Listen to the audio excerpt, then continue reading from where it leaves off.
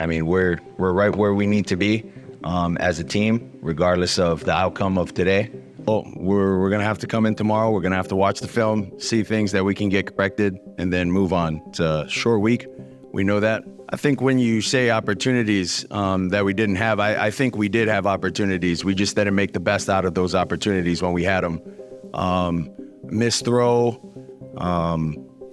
miscommunication on some plays. You just can't do that. And yeah, you can't do that. Well, I think it takes a toll on the guys that had gotten reps in practice. You know, it's tough for a certain position to have a couple guys go down, and then, you know, you got to find spot guys, you know, to come in and try to play that position the way that, you know, a couple of our guys have. So it's tough, but I mean, no one's going to feel sorry for us. There's a lot of other teams that have injuries that are going through some tough deals. So we're not making any excuses. No one's going to make any excuses for us. We just got to come back next week and be ready. So at one point you had a healthy lead in the division race, and now you see Bubba coming here to win the division. How would you describe the collective mindset in the locker room just now? Anytime we lose, it's never a good feeling. The stakes are high every time we play. So we understand what was at stake tonight, and we just didn't come through. And it started with me. I've lost all faith and all respect for the Miami Dolphins. I just have. I'm so disgusted with the Miami Dolphins. They make me sick. They really, really do. So be it. But in the end, I'm just incredibly disappointed, Swagoo and Doggy. I can't put in the words. Again, it's not the loss. It's how you lose. And when I see the Miami Dolphins, I see ass kickings on their dockets. And that is what disgusts me. To have us rave about Mike McDaniels the way that we have, to have people talking about the boy genius that he is supposed to be, to look at the greatness of Tyreek Hill, who spent the vast majority of this season literally as an MVP candidate. But we can point to last week against Baltimore. We can point to the Philadelphia game, and I think one other game where he literally drops touchdown passes. All of a sudden, Jalen Waddle can't stay healthy, and even when he's healthy, you know what, the inconsistency level. You look at this defense, and you go up against Baltimore 56-19. You get ramrodded like that. You go to Buffalo 48-20. You get ramrodded. Where's your pride? Where's your dignity? I mean, damn. Where's your pride and where's your dignity? I thought that was quite appropriate based upon what we saw last night. So hope you guys are all doing well. I hope you had a chance to rest after a late night game. What I did was sat down with you guys. We watched the game. We talked through the game. We saw what happened. And then I took the day, basically the entire day, to soak it all in. What were people saying? What were the pundits saying? What were the players saying? What was the media down here in South Florida saying, in addition to the national media? What was the vibe? And the collective vibe from most people are two things. Some people actually came out and say it, but this is probably going to be the last game of the season. And as I go through today, I'm going to show you that basically for the Miami Dolphins to win, they are going to have to overcome more adversity than they've ever seen all season long on the road in Kansas City. It's possible that this Saturday night might be my last broadcast this season for the Miami Dolphins. This may indeed be it. As I've said in a couple of videos, and you guys have seen them, and some people have gotten ticked off, the league knows what this offense is doing. There's no more secrets. They cannot score against a winning team. I mentioned yesterday during the game, it was just quite depressing to me to see people talking crap on Twitter about how the Dolphins were going to score 40 points and beat the Bills 42-20, 38-20. And using data, I said, dude, they've only scored 18 points per game against winning teams. That's it. Here's your data set. Forget the Denver game. Forget all these other garbage teams, or as people like to call them, tomato cans. Take your data set and go, what have they done against quality teams? And it's 18 points per game. And I said it during the game, they're going to be hard stretched to get to 18. You got to 14. And then people are like, well, there's a drop here and a drop there, an excuse here, an excuse there. Bottom line, they can't score. Why can't they score? You heard from an NFL player who said, we know what they're doing. And I'm going to show you some things tonight that prove to you, despite what a lot of other people out there are saying, it's going to prove to you that they have actually found out what the Miami Dolphins are doing. And for some reason, and the only way the Miami Dolphins can possibly win this weekend, other than turnovers, is if Mike McDaniel changes. And as thus far, as we've watched every single game, whatever he plans on running is what he's going to run. There are no halftime adjustments. There is nothing he really changes up. There's nothing that Tua does on the fly. Everything is scripted. Everything is an algorithm. Everything is computerized. And when the thing glitches, it doesn't work. It just doesn't work. I've sat with you guys since, I don't know what, last Super Bowl. And I echoed. I'm like, I got a problem. And that's where people said, Barry, you changed. And I'm like, I saw something. I saw something last December that I picked up on. And I went, this isn't going to make it, man. And then Tua passed a huge test. He played every single game. Fantastic. He did that. But the offense became so predictable. I don't know, right after the Buffalo game, you started seeing it whenever they had to play a tough team, which there was so many different games that they went through. And then they played the Eagles and they played Kansas City. And it became a trend where you could sit back and go, oh, this ain't working. This isn't going to work. I know a lot of people expect me to come out here and just completely lambaste Tua and point all the fingers at Tua. I'm not going to do that. I watched an old movie last night. The old movie was Eddie and the Cruisers. I don't even know if you guys have ever heard of it, but it's a Jersey Shore movie, kind of made off the life of Bruce Springsteen type thing, what was going on in Jersey Shore. And Tom Berenger was a guy that Eddie, the lead singer, got together with. And he said, and they came up with the term, words and music. Words and music. Those two things go hand in hand. So I digress with my analogy, but McDaniel and Tua. It's not all Tua's fault. It's not all Mike McDaniel's fault. It is the words and music. Mike McDaniel and Tua have tied themselves together, and Mike McDaniel has put this relationship as the penultimate part of the Miami Dolphins, and it has failed. It has failed. It's going to continue to fail until they can figure it out. What's the solution? I don't know. I know a lot of people today were like, we got to get rid of Tua. We got to bring in a different quarterback. I don't know if that's the solution because, as I said, they're both the problem. Remember, and I'm not sure if a lot of you guys know this, Mike McDaniel has no coaching experience even as far down as the coordinator level. He wasn't the offensive coordinator. He was a run game coordinator for San Francisco, meaning he just ran one aspect of the team. He never ran anything else. He wasn't the offensive coordinator. He definitely wasn't the head coach. So basically, Stephen Ross brought somebody in here who must have had a fantastic interview and is learning on the fly, and you're watching it happen. Anyone with any football experience steps back and goes, what are you doing, dude? This, you got to change up. They're on to you. And I've talked about it over and over and over. And at this point, it is, as Stephen A. Smith said, it's disgusting. It's disgusting to watch what's happening because, yes, you can make mistakes. You can get blown out by 40 points. You can get beat like they beat them, like the Buffalo Bills beat them earlier. The whole idea is just don't do the same shit. You learn from your mistakes. Humans, men, husbands, we know, hey, listen, if this isn't working, then we need to do something else.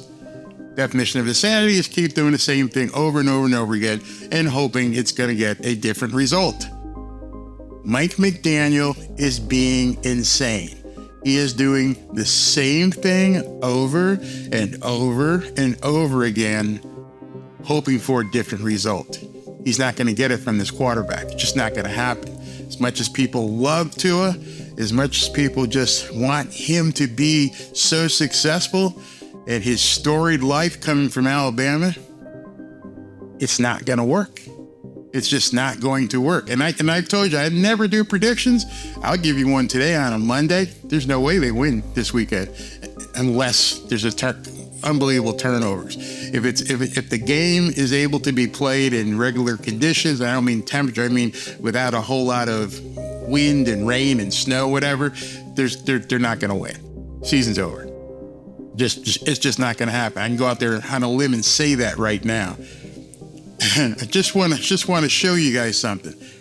As you know, Tua has never won a game when the temperature has been 50 degrees or below. Has never won a game. This is what they're walking into this weekend in Kansas City. You guys got to get a look at this. All right. Here's the forecast. Saturday night. -1. 12-mile-an-hour wind, 25% chance of snow, 10 to 15 miles an hour wind, -1. And that's if the storm that's coming stays at its current speed. If the blizzard that's coming to Kansas City is expected to hit Sunday night, if it speeds up, you're going to be looking at -8, -9 with a wind chill of -20. With snow blowing throughout the game. Right now, you're still going to be looking at a wind chill of -15, -13. Do you know what it's like to throw a football in -12, -13 weather? You know what it's like to catch a football? You know what it's like to get hit when the temperature is like that? And so I posted this today, and I said, Miami Dolphins quarterback Tua Tagovailoa has never won a game below 50 degrees. So in addition to everything else that would have to change, this would have to be record-breaking. This will be by far the coldest game he has ever played in. What's worse is there's absolutely no way to prepare for it, especially because we're here in South Florida. You're going to experience basically, today was like 73, 74, almost an 80-degree climate change overnight. Going from, basically Fort Lauderdale all the way over to Kansas City. Leaving here, it's going to be 70, 75. You're going to get there, it's -1 plus the wind chill. So I suggested maybe Mike McDaniel should prepare the team by flying them out early and having them practice outside in Kansas City. This is win or go home game, and staying down here in South Florida will leave the team ill prepared for the environment on Saturday night.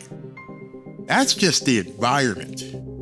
Then you're going into Arrowhead with Tay-Tay. Taylor Swift will probably be there. And it's one of the loudest stadiums in the NFL. We've already seen with my dust up with Teron Armstead, what happens when you get in there and you can't hear. So we already know there's going to be, quote, communication issues. Yep, there's going to be communication issues.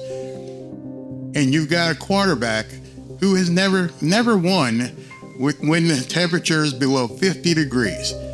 And you got to hope every single thing goes right.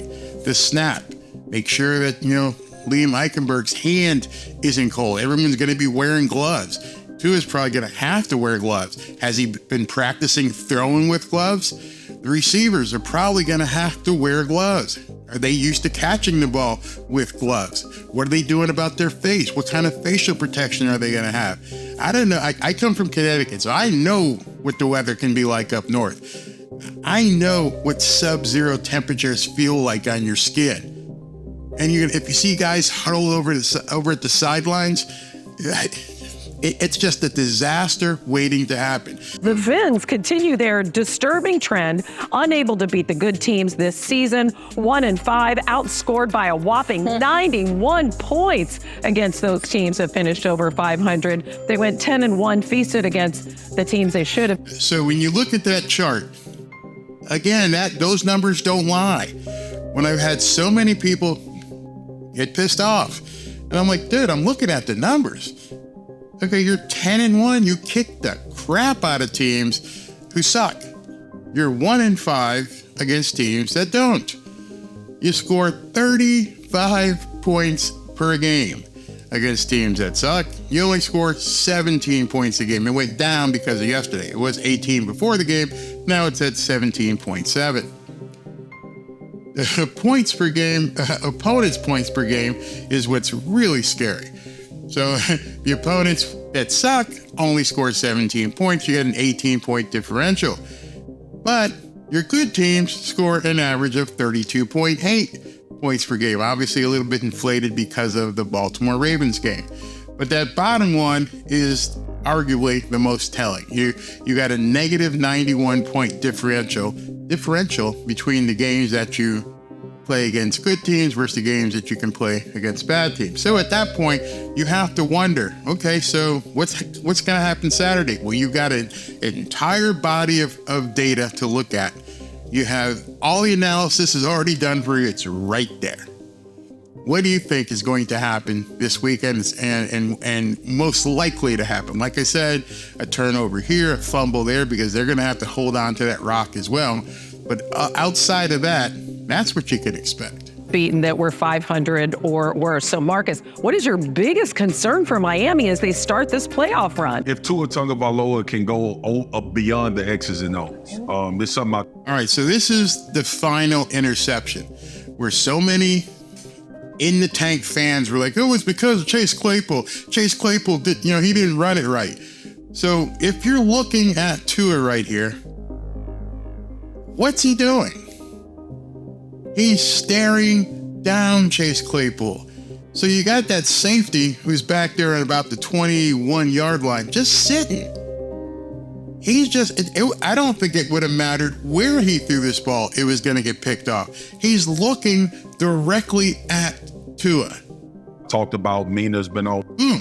And as soon as Tua throws it, he's already made a break on the ball. Yeah, I hope you saw that. At that point, he's like, oh, I got this. I'm playing center field, and I see a ball popped up over here. I'm not even looking at that wide receiver. I don't care if Chase Claypool was too short in his route or too long in his route or he took too much time. Doesn't really matter. Tua locked onto him, and he threw to a spot. That's what people mean by he's a spot thrower. He just launched it well before, he just locked onto him. Now, as you look at this, you know what's kind of funny?